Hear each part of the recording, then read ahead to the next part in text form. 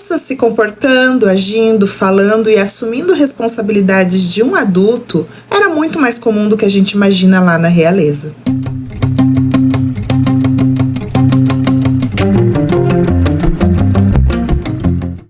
Olá, curiosos, tudo bem com vocês? Eu me chamo Grace e no vídeo de hoje nós vamos falar sobre adultização, mas lá da realeza. Mas para começo de conversa, o que é adultização, né? É quando uma criança, um junior, uma pessoa de pouca idade é exposta a comportamento, responsabilidades que não são para a idade dela, que são para uma idade mais elevada, mais 18. Então seria uma exposição precoce a experiências que não foram feitas para a idade dela. Nos dias de hoje nós vemos muito isso ainda, né? E temos vários exemplos, como por exemplo, a gravidez na adolescência. É uma adultização, a pessoa tem que ter responsabilidades que ela não precisava ter agora, que era o momento de estudar, era o momento de sair com os amigos, se divertir. Temos também o caso dos irmãos mais velhos, que tem que cuidar dos irmãos mais novos. Eles estão assumindo uma responsabilidade que não é deles. Ah, mas Grace, tem todo um contexto familiar e tudo, os pais precisam trabalhar. Realmente, tem todo um contexto, cada família tem uma história. Mas ainda assim,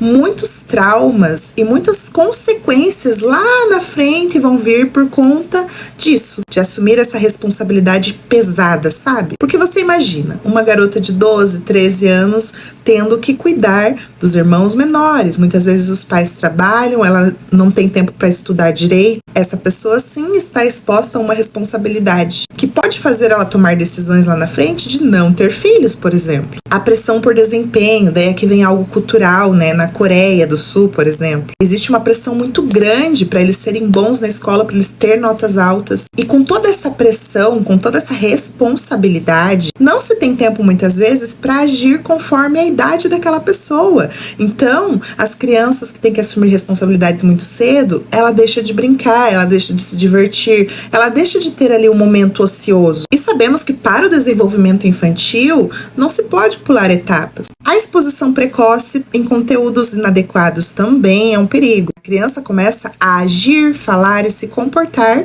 de conforme aquilo que ela está assistindo. Claro que tudo isso pode gerar problemas na saúde, problemas na mente, no sistema nervoso, depressão, ansiedade, baixa autoestima. A comparação vai começar muito mais cedo do que deveria. Bom, então dito isso, acredito que ficou bem claro o que é adultização, né? Vamos falar lá da realeza. A gente sabe que o papel de uma rainha consorte era o quê? Gerar herdeiros, principalmente herdeiros homens. Por quê? Quando o rei morre, então tem um filho para sucedê-lo e dar continuidade à dinastia. Mas e quando o rei morre e o filho que vai sucedê-lo ainda é um bebê? Temos o caso de Mary Stuart. Seu pai morreu, ela tinha 6 dias de vida. Seu pai, James V da Escócia, morreu e agora ela se torna rainha da Escócia. Claro, né, gente, ela era um bebê, ela ainda não governava, sua mãe era regente e tudo mais. Mas ela cresceu sabendo que era uma rainha, ela cresceu sem saber ouvir não, o que gerou consequências gravíssimas lá na frente, né, e fez ela tomar decisões muito inconsequentes, como reivindicar o trono da Inglaterra, no qual a sua prima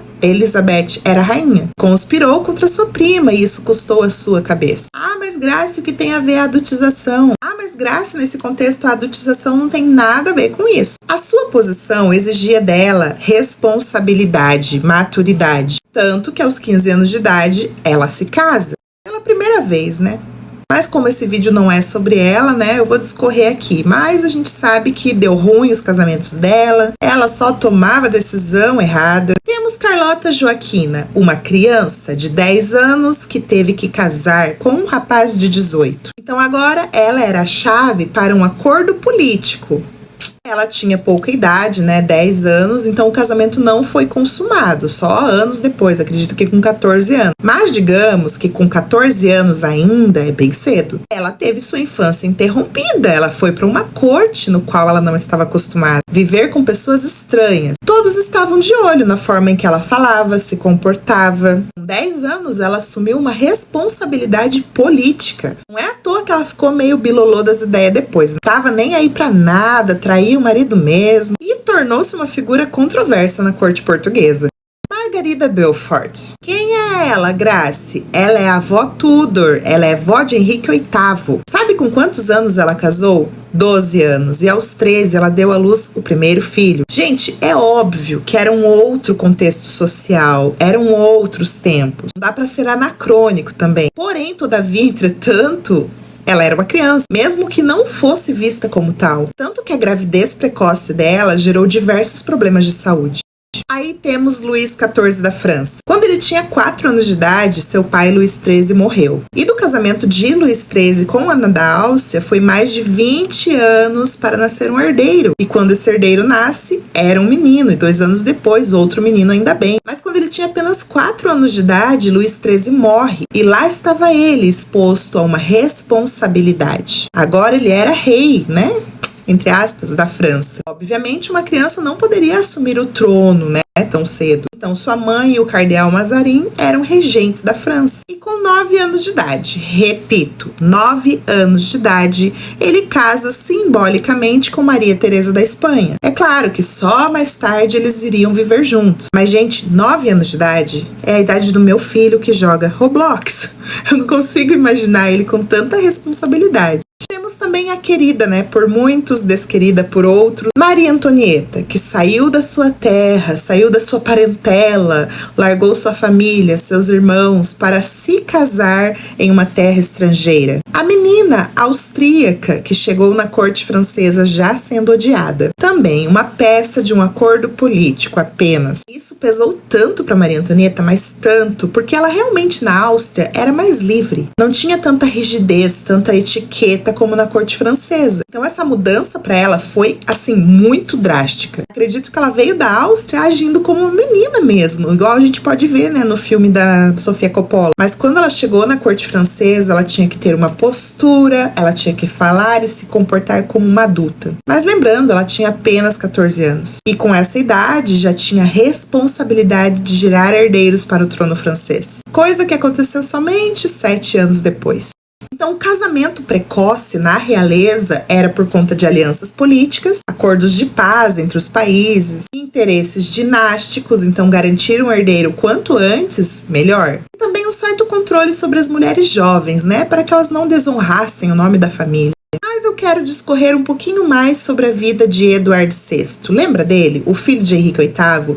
O tão aguardado menino de Henrique VIII? Pois então, foi filho com a terceira esposa de Henrique VIII, Jane Seymour. Essa que morreu dias após o parto. Eduardo VI então nasce. Ele era um menino, ele era tão aguardado e ele cresceu sendo treinado para se tornar rei um dia. Afinal, esse era o maior sonho de Henrique VIII, ter um filho homem que pudesse sucedê-lo. Então, nada de curtir a infância. O objetivo era que o menino estudasse, que o menino se tornasse um ótimo rei, soubesse de política, soubesse se comportar, falar formalmente, que ele pudesse falar sobre religião. Edward era excepcionalmente dedicado e era muito talentoso. Ele começa a ser preparado desde os 6 anos de idade. Então, quando ele tinha 9, o seu pai morre em 1547. Ele sabia latim, grego, francês, teologia, filosofia. E ele foi o primeiro monarca inglês criado como protestante. Então, ele tinha isso em suas veias e ele queria proteger isso a todo custo.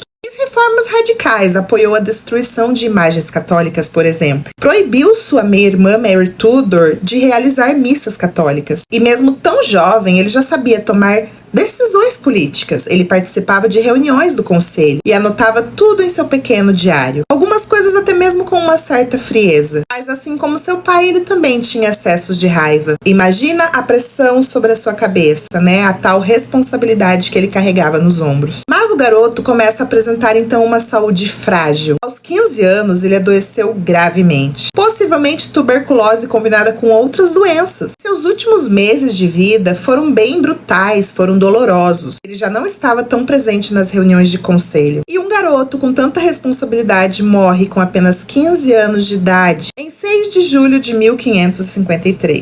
Eu vou estar deixando no final um outro vídeo que fala sobre como as crianças eram vistas e tratadas na antiguidade. Elas eram pequenos adultos. Tudo tinha a ver com a alta mortalidade. O que você achou do vídeo de hoje? Eu espero que você tenha gostado. Eu vou ficando por aqui. Vamos ter atenção aos nossos pequenos, viu? Evitar evitar de expor eles a responsabilidades e situações inadequadas. Um grande beijo e até o próximo vídeo.